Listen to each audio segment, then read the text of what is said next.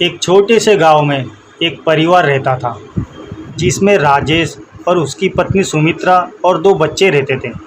राजेश गांव की एक छोटी सी फैक्ट्री में काम किया करता था।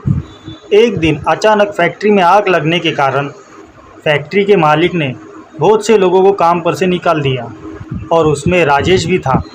राजेश आर्थिक तंगी से गुजर रहा था और ऊपर से नौकरी चले जाने के कारण घर के हालत और ख़राब हो गई थी। एक दिन पूरा परिवार साथ में बैठकर खाना खा रहा था। तब सुमित्रा राजेश से बोलती है, घर का राशन ख़त्म होने वाला है, बस 2-3 दिन का ही राशन बचा हुआ है। क्या करूं, मुझे कुछ समझ नहीं आ रहा और कोई नौकरी भी तो नहीं मिल रही। अभी तो घर का भाड़ा भी देना है। अगर जल्दी नौकरी नहीं मिली तो हम सड़क पर आ जाएंगे।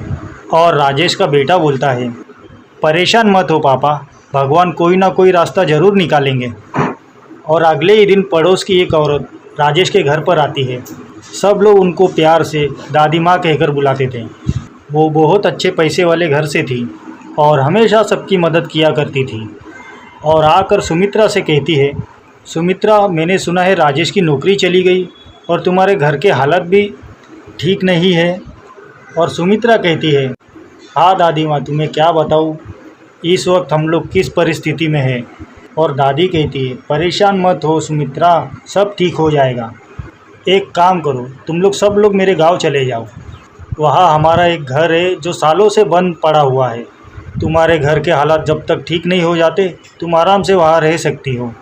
बस उस घर में एक बंद कमरा है, उसे ही मत खोलना, उसमें हमारा कुछ ज़रूरी सामान है। और रही राजेश की नौकरी की बात, तो उसके लिए भी परेशान होने की ज़रूरत नहीं है। उस गांव में एक स्कूल है, मैं उसके प्रिंसिपल को बहुत अच्छे से पहचानती हूँ। मैं उनसे कहकर राजेश को काम पर लगा दूंगी और तुम अपने बच्चों को भी उसी स्कूल में पढ़ाना। और सुमित्रा दादी से कहती है, आपका ये एहसान हम ज़िंदगी भर नहीं भूलेंगे।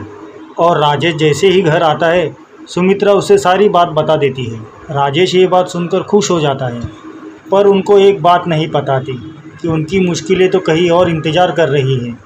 सुमित्रा, तुम आज ही सारा सामान पैक कर दो, हम कल सुबह होते ही निकल जाएंगे। और अगले दिन पूरा परिवार गांव के लिए निकल जाता है।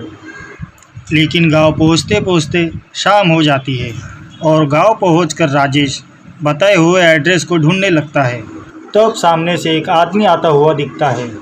भाई साहब, ज़रा ये एड्रेस तो बताना। वो क्या है ना, हम लोग इस गांव में नए हैं तो हमें यहाँ का कुछ भी नहीं पता। अरे भाई, तुम्हें क्या पता नहीं है, ये घर कई सालों से बंद पड़ा है और बंद घरों में अक्सर भूत प्रेत रहा करते हैं। और मैंने तो कुछ गांव वाले से सुना है, वहाँ से कुछ अजीबोगरीब आवाज़ें आती है। भाई, भूत प्रेत कुछ नहीं होता है, तुम मुझे सिर्फ ये एड्रेस बता दो, हम बहुत दूर से आए हैं। ठीक है, मैं तुम्हें ये पता बता देता हूँ, तुम यहाँ से सीधे चले जाओ और वहाँ से बाईं तरफ मुड़ जाना। वहाँ पर एक पीपल का पेड़ है और ठीक उसी के सामने एक घर है।